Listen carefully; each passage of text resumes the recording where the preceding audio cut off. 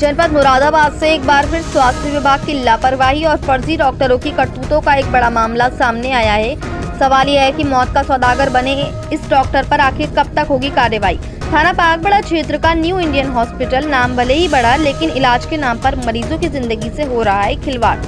दरअसल विगत में एक मामला सामने आया था। प्रार्थी वीरेंद्र अपनी पत्नी वीरवती को प्रसव पीड़ा होने पर इस अस्पताल में लेकर पहुंचा था।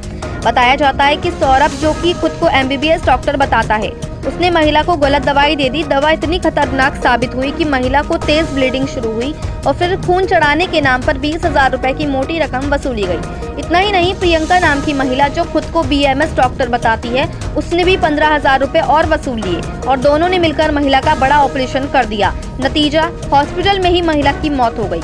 गुस्साए परिजनों ने जब इस फर्जीवाड़े का विरोध किया तो उसके साथ मारपीट तक की गई। प्रार्थी ने इसकी शिकायत भी पुलिस से की है, लेकिन हैरानी की बात यह है कि अब तक सौरभ और प्रियंका पर कोई कार्रवाई नहीं हुई है। इसमें आज परेशान होकर प्रार्थी महिला DM ऑफिस के बाहर ही न्याय की भीख मांगने के लिए धरने पर बैठ गई। सवाल यह है कि जब फर्जी डॉक्टरों के खिलाफ शिकायतें पहले भी दी गई हैं, तो फिर कार्रवाई क्यों नहीं हुई?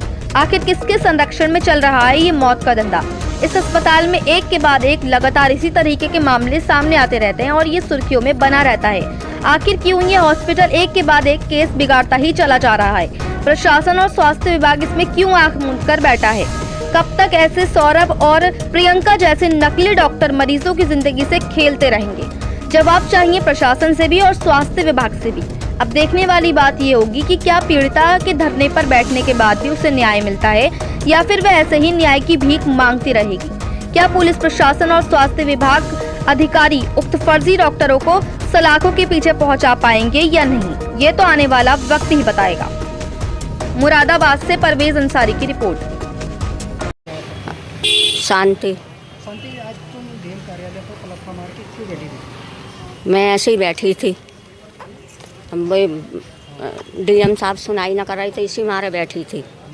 और मेरी बहू अस्पताल में, मेरी बहू की तबीयत ख़राब हुई तो मैं अस्पताल को ले गई। अस्पताल में 1:30 बजे भर्ती करी। भर्ती करके तो डॉक्टर ने 5 बोतलें बताई खून की, तो मैंने 20,000 रुपये दिए, 5 बोतलें मंगाई और दिन लेकर दी। मेरी बहू की डिलीवरी कर दी।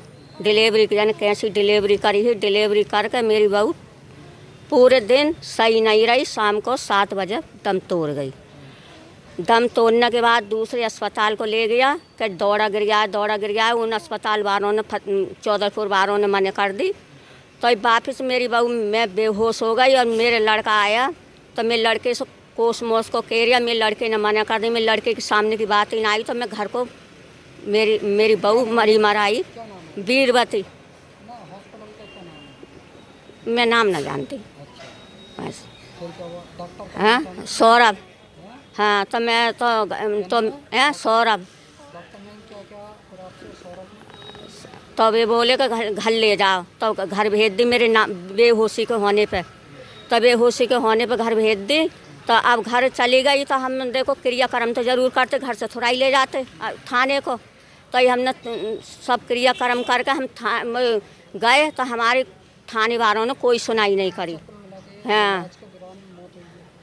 हाँ, इलाज के दौरान मौत हुई। आप अंदर अधिकारी से मिली थी तो अधिकारी ने क्या जवाब दिया? अधिकारी ने तो सही दिया है रही है कार्रवाई। देखो क्या कहा हैं कि कमेटी इकट्ठी हो रही है, जांच होएगी, बस इतनी बात कही है।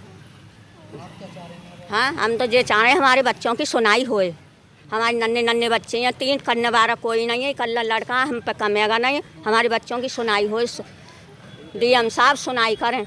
विकलांग जे हैं, उसके बच्चों के दादा हैं विकलांग। एक जना कमाने वाला है। मेरी बहू भी ख़त्म कर दी सौरभ ने। हॉस्पिटल में काफ़ी कांड, हाँ, काफ़ी कई कांड हो गए। हमें नहीं पता किसी की मौत हुई के। हमने तो पहली बार गए थे, हमें ये नहीं पता जो हमारी बहू को डिलीवरी करके ख़त्म कर देगा बस।